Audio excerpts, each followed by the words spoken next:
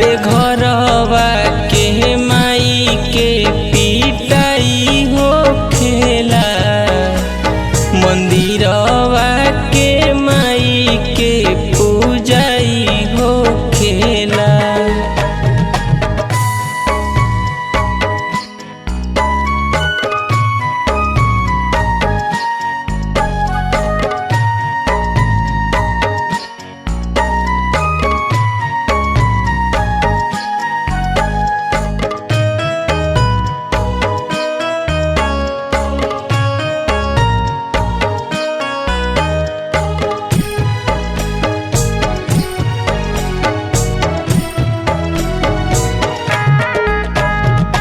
केहू करे पाप केहू पुनिया राम, पैसा के भुखाइल बाटे दुनिया राम।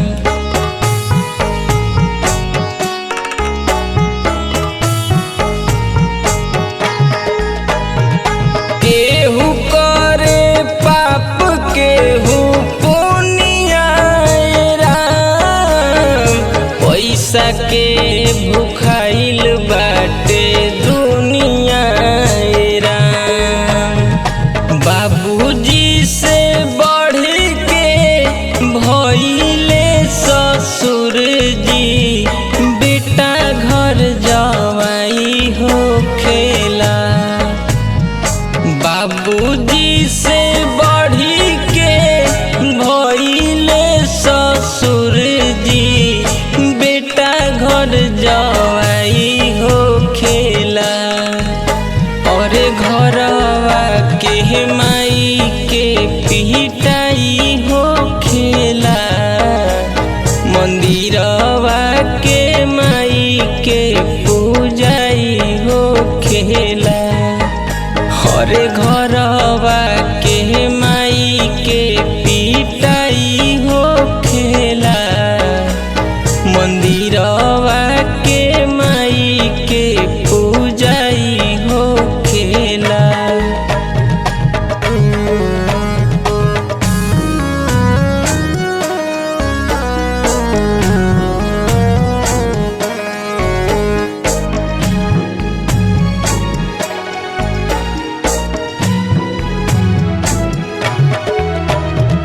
दुनिया के रीत अब सूझे लागल बा, प्रेमवा के दीपक बुझे लागल बा।